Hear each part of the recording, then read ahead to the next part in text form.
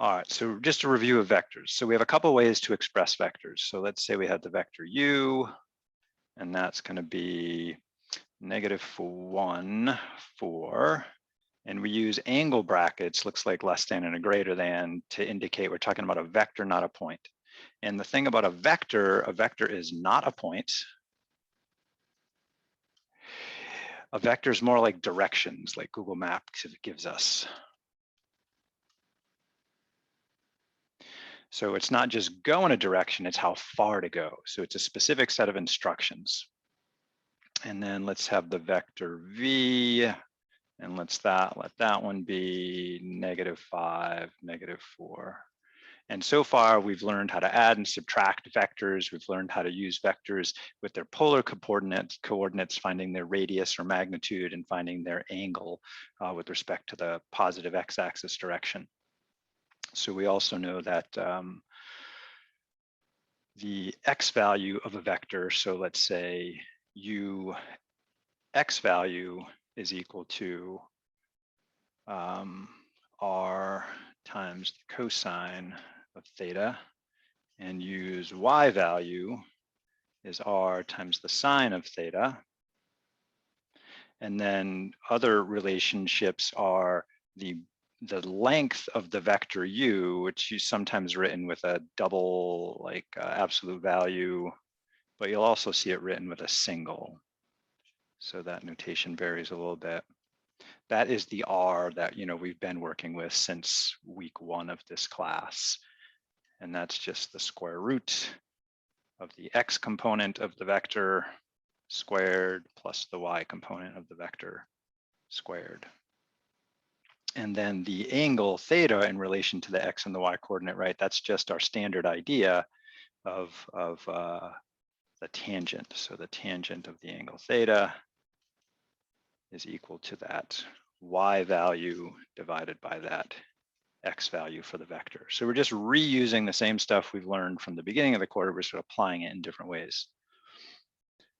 Now, let's see, these two vectors. Let's put the origin right here, and let's let each of these grids be 1 by 1. So if I go over left to the 1 and then up 4, then this vector is 1, 2, 3, 4, about right there. It ends.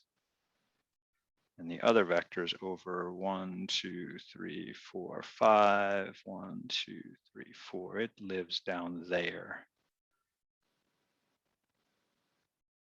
So this is the vector I'm calling u. This is the vector I'm calling v. And some things we've learned geometrically, if we add these two vectors, then we end up thinking about a parallelogram with these vectors. So what that means is, let's make a copy of that one so I get the direction right. Actually, I don't even need to do that. We can just redraw it. These are easy ones to draw. So I'm going to just pick up v and move it over here and go over 5. Oops. Try that again. Over 5. 1, 2, 3, 4, 5, down 1, 2, 3, 4. Right, so that's that same vector v, just in a different starting point, and the vector u from any starting point goes over 1, up 4. Right, so if we put u and v together in two different ways, u followed by v or v followed by u, then the diagonal starting from the origin of the two of them, wherever that happened to be, so that would be this right here, that is always u plus v.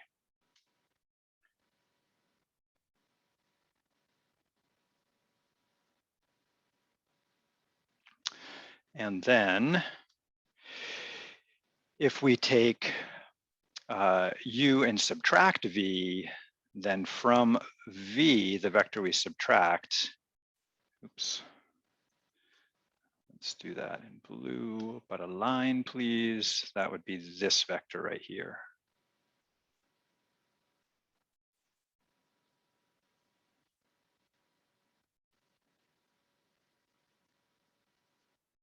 And we use that add subtract in multiple ways in different problems. We also played around with angles between vectors and the lengths of vectors, their magnitudes. So magnitude is just the length. Next thing we're going to take a look at is what is it like to multiply vectors?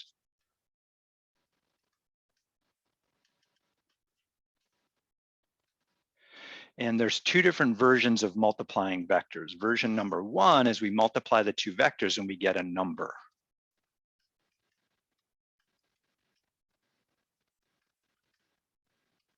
And we'll look at that one first. This one right here is called a scalar product of two vectors.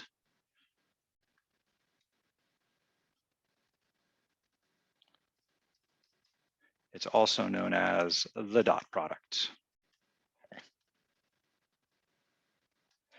Version number two of multiplying vectors is called the cross product. And the cross product leads to a new vector. And we'll look at that later. So this is what we're going to work on next. This is section 8.5 in the book.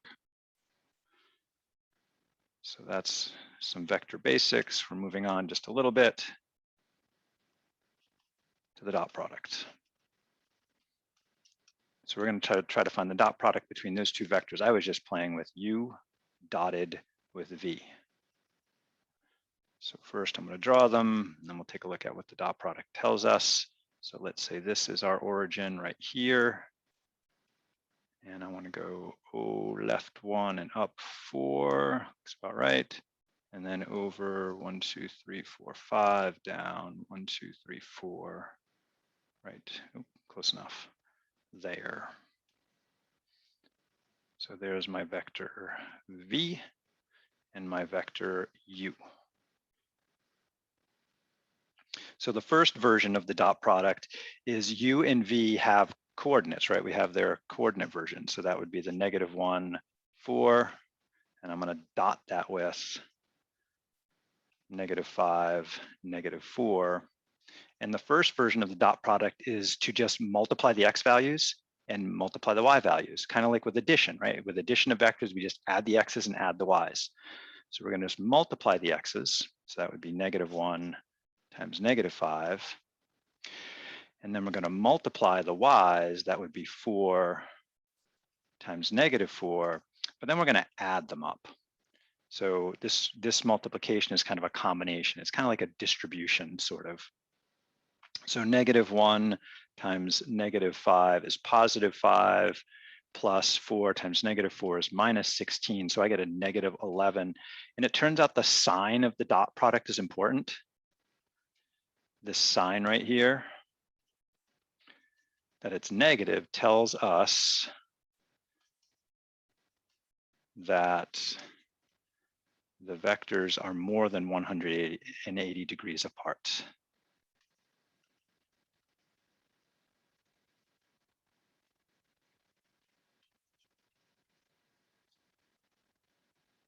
And we'll see another example of that in a minute. Now, it turns out there's another relationship between the vectors, and that's the angle. These vectors do have an angle between them, and we could calculate that angle with the tangent, like we've done before. So we'll do that in a minute. But it turns out there's also a dot product version of that. So the dot product version of that, this u dotted with v, and u and v are vectors here, is if you take the length of vector u and multiply that by the length of vector v, and you multiply that by the cosine of the angle between them, you also get the dot product. Now I can use that in reverse also. So I could use this version of the dot product to say, well, I can find the angle between them by just solving for the angle. So if we divide by the lengths of u and v, we're going to get the cosine of theta is equal to, on this side, we have u dot v, right? This value I just calculated over there. And on the bottom, I have the length of u times the length of v. And then if I just take the arc cosine of that, I should get the angle. Now, the other way we had to get the angle from just basic trigonometry was we know that the tangent of theta was equal to the y over the x of the vector that I'm working with. Now that one's a little bit trickier because this depends on that angle being in standard position. So, oops, that was a little messy. Let's try that again. So let's say we put V facing this way, and then U would be facing up that way. And then we could find that angle in between where this down here would be my X, my Y, and then over here, say would be my X value right there. Now the tangent would then give me this angle, and I would have to compare that to 180 to get the other angle over there. So given that this vector isn't in that position, then this is going to be way harder to do. So this just gives us a new tool for playing with vectors there. So this is harder to consider, but we could do it that way, because really all we need to do there is know the length of V and then the relative change in position for U. But again, it's a wee bit harder. So let's take a look at this way right here, because we do have all the tools to do that. So we have the standard dot product right here, which is just to multiply the x's, multiply the y's, add them together. So that's one way to get the dot product in component form. Comparing that to this version of the dot product that uses kind of a more polar form where we have radius, radius, angle in between, we can also find it. So now we're going to have cosine of theta. We just calculated u dot v was -11 over here. Now we just have to find the length of u and the length of v. Well, u is -1,4. And applying the Pythagorean theorem to that, we get the length of u. Oops, that's not a u. Is just going to be the square root of -1 squared plus 4 squared, which is 1 plus 16, or the square root of 17. And then similarly for v, we know that v is the vector -5, -4. So its length, its magnitude from the Pythagorean theorem is just -5 squared plus -4 squared, which is what, 25 plus 16, which is 30, 41. So times the square root of 41. And then we just apply the arc cosine of that, and then we'll get this angle right here. Now the cosine has a benefit because it does angles from 0 to 180 or 0 to pi, whereas the tangent only knows about acute angles, and we have to think, oh, do we want the obtuse version of that angle over here? So again, when I'm finding angles, I much prefer the cosine to the tangent or the sine, because the arc sine and arc tangent only know about acute angles, and the arc cosine knows about angles from 0 to 180 or 0 to pi. So it's really the more desirable route. So this is a pretty powerful tool right there to add to our collection. All right, let's calculate that. Let's go to Desmos first. So we want the arc cosine or cosine inverse of -11 divided by the square root of 17 times the square root of 41, which, since they're both positive, we can combine to the square root with 17 times 41 inside. And it's going to default, remember, the Desmos defaults to radians, and sometimes we want degrees. I'm going to switch to degrees today. 114.6 degrees. Does that seem reasonable in my sketch? And I did try to draw those accurately. Yeah, that is definitely more than 90 degrees if we were to draw a perpendicular from their intersection here. So 114, yeah, I'll buy that in my picture. Over to Desmos for a sec here. In Desmos, not Desmos, Geogebra, I can actually plot line segments as vectors. Notice the cute little arrow there. So under tools, I just hit more tools, and then that gave me access to drawing a vector. So I've drawn the two vectors here. Other cool thing about GeoGebra is it can measure angles. So I can measure that angle just to double check, and I can also measure lengths too. So I'm going to do a few different things here. Let's see, where'd the angle measurer go? I think it's up here. So I'm just going to check. I drew those two angles by first plotting the point, the two vectors by first plotting the points and then plotting the vector. The order doesn't matter too much. So I want to know, oh, did I click on it? Yeah, angle. So you have to have the vertex in the middle and you have to go around in the right way. Otherwise you get the angle on the other side. And there's my 114.62. So I'm getting the same angle. Let's move that out of the way because I want to take this a little bit farther.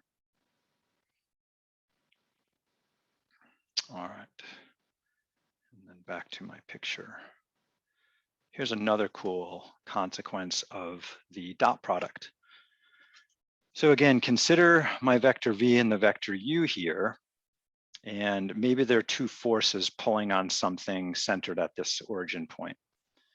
Now, what I want to do is I want to extend vector v for a minute in the other direction, that way right there. So let's suppose v is like some natural force acting on an object, and then I'm opposing this force u right here.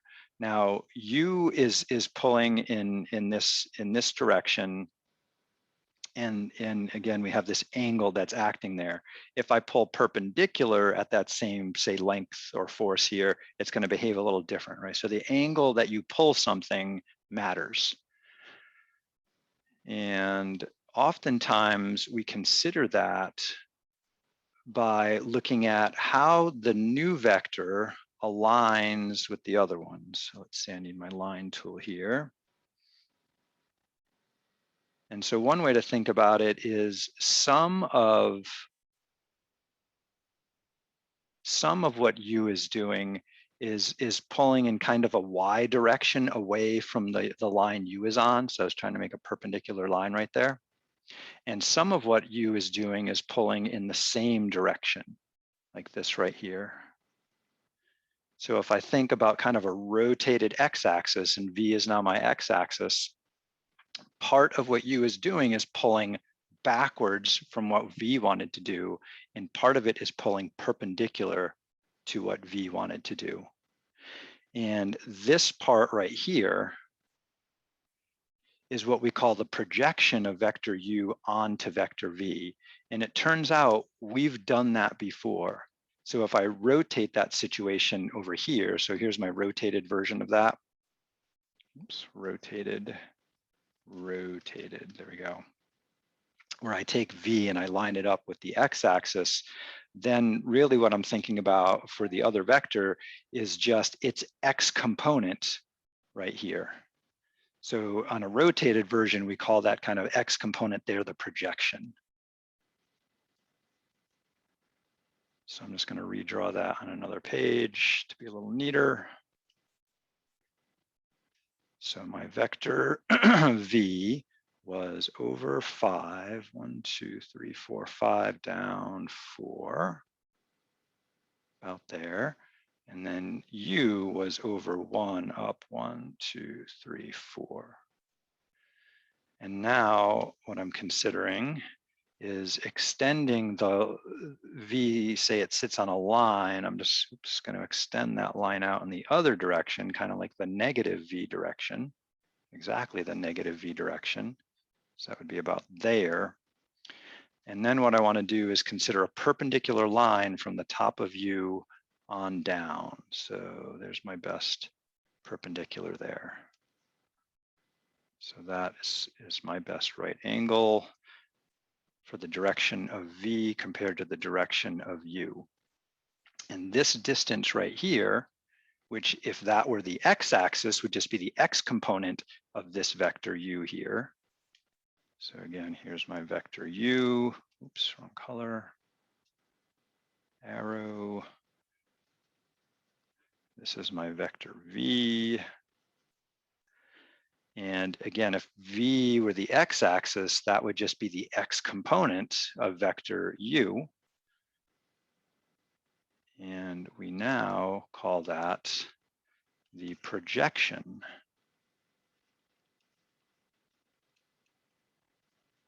of u onto vector v. So it's like we take a light straight above here and we shine it down. What would the shadow look like there? And that projection is abbreviated projection of u onto v, like that. Now, again, if we rotate that and think about, here's my x-axis. From there, I have my vector u, which maybe it looks something like that right there. And then that vector u has an x component here and a y component there. And thinking about our basic trigonometry, I have this angle, let's call that alpha right there. This side right here, and let's say we'll call that r, which is really the length of vector u. And from basic trigonometry, we know that the x component is equal to r times the cosine of that angle. Right? We've been doing that since week 1 of the course. Putting that back over here, all I need then here would be the length of vector u and this angle right here. Now that's let's get rid of that for a second. Let's call that alpha. Now again, we want the direction of v that is important to us. So the direction of v was actually over this way. And so I'm going to use actually the angle theta. So that projection would be in this case, my r is the length of vector u, and my angle is that cosine between the original u and v there. If I compare that to the dot product, the dot product of u and v can be looked at 2 ways. It's the ux value times the vx value plus the uy value times the vy value,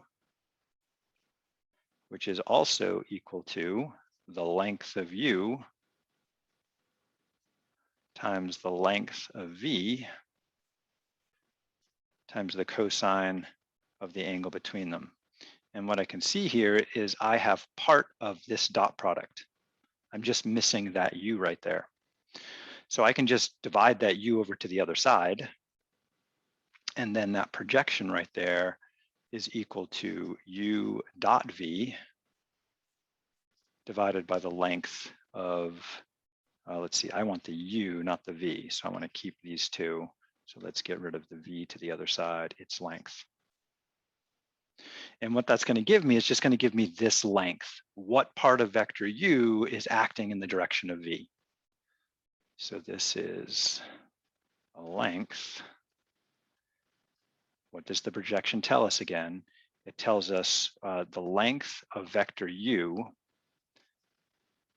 that acts in vector v's direction. So again, just want to think about what's the importance of that. Who cares? Here's just a simpler example of why we might care about that. Just consider a flat surface, right? And then on that flat surface, I have some object. So here's my object, oops. Just a block maybe, sitting on that surface. And I want to move that block, right? So maybe I'm going to attach a rope to the block. And then I'm going to pull on the block. Now, ideally, if I pull in the direction, directly in the direction, same direction as the plane it sits in, all my work is going to pull that block. Now, friction is resisting me, right? So once I break that friction, then I can know what force I can steadily use to move that along. If I happen to be like standing up and I'm taller than that block, and so I'm pulling that string at an angle like this, then what's going to happen is some of the work that I'm pulling, so I'm pulling in this direction because I'm taller than the block, some of the work I'm using, some of my energy is pulling the block in the direction I want, but some of that energy is also pulling it up because this vector goes right and up, right? So this is that projection vector I'm talking about. Now, the deal is though, let's see if I can select just part of this. We don't always work on a flat plane. Often we have some kind of slope that's going on. And let's see, does that capture what I want? Sometimes, oh, come on, rotate, you can do it. There we go. Sometimes we're pulling on an inclined plane. And if I'm not pulling in the direction of the plane, that means some of the work I'm pulling on, some of that energy, some of that force is going in the direction of the plane, but some of it is actually kind of trying to lift the block off the surface. So this projection is super important in physical reality because it tells us what part of the force we're exerting is actually going in the direction I'm hoping to go in. So that's kind of the moral for this story. That's why we need this idea right here. And again, because of the angle of vector v here, the angle of the plane, it's a little bit harder sometimes to apply the tangent to this situation. The dot product just gives us an easier way to go about that. So the dot product, two big things it helps us with. One, it gives us another way to find an angle between two vectors. What was our other way for the angle between two vectors? Well, think back, we had the law of sines.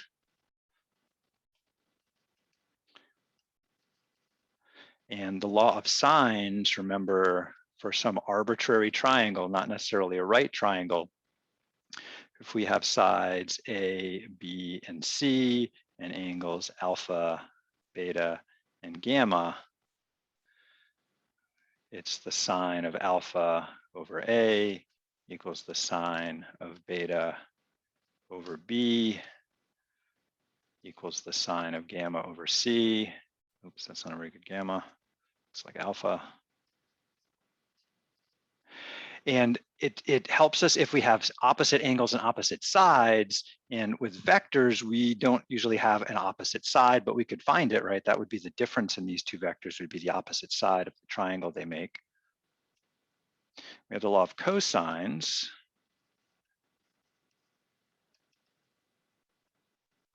Applied to the same kind of triangle right there. Let's suppose we were focusing on angle beta right there. That would tell us b squared equals a squared plus c squared minus 2ab times the cosine of the angle between them, which is beta. And the law of cosines requires that you also know that opposite side in addition to the ones in between, right? So again, I could find that opposite side if I wanted to, but the dot product says, no, you don't really need to. So one way I think about the dot product is a simpler version of the law of sines, right? So now we have the dot product. Oh, actually, I forgot before that we have the tangent, but that's okay. We'll write that down in a second.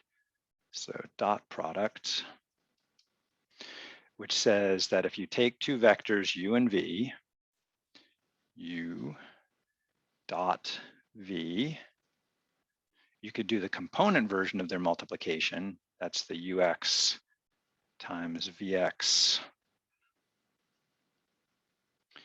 plus u y value times v's y value.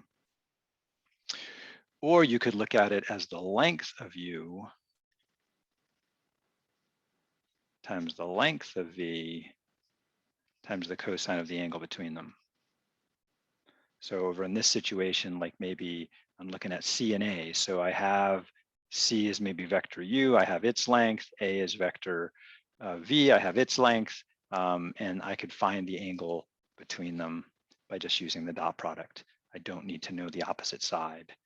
So it's just a slightly simpler way. Notice there is a relationship, right? We have AB cosine of beta. Here we have UV cosine of theta. And here I'm saying beta and theta are the same thing.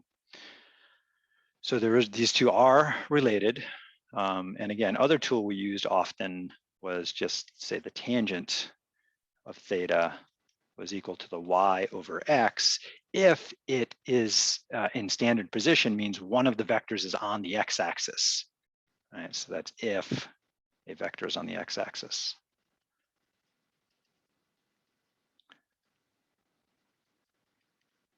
Which we don't always have. So new powerful tool, the dot product. All right, so I'm just going to take that one more step back in GeoGebra. I want to double check that about this length for the two vectors I was working with here. So remember my vector u was the vector -1, 4, and my vector v was the vector -5, -4. So what I want to do is I want to find what part of u is acting in the direction of v. And we now have a way to do that right here. So earlier we calculated that u dot v was -11. So I'm calculating this number right here now. The projection of u on top of v. So what part of u is acting in the direction of v? And my u dot v was -11. And the length of vector v, that was the square root of 41. So that should be the length of this chunk right there. So let's calculate that and see if that looks right in GeoGebra, because GeoGebra gives me tools to actually check that. So there's my vectors there. And what I want to do is draw a line extending vector v. And there's a line tool for that. Let's move this for a sec. So algebra. And I already drew that line. And then we can make a perpendicular line because there's a perpendicular line tool here. And I've already done that one. And I want to know where they intersect. And I want to know how far apart A and D are. And my claim based on the dot product is it should be that -11 divided by the square root of 41. All right, so notice that is negative. If it were positive, it would be acting in the same direction of V. Negative tells me, oh, it's acting in the other direction from V. It's pulling away from what V wants to do. And then otherwise, I can just double check that by finding the length between those 2 points right here. And since GeoGebra is measuring a length, it's just going to give me the positive version. And so there's that 1.7179. Here's my 1.7179, but negative when I use the dot product. So dot product is powerful because it also tells me what direction things are happening in, which is kind of nice.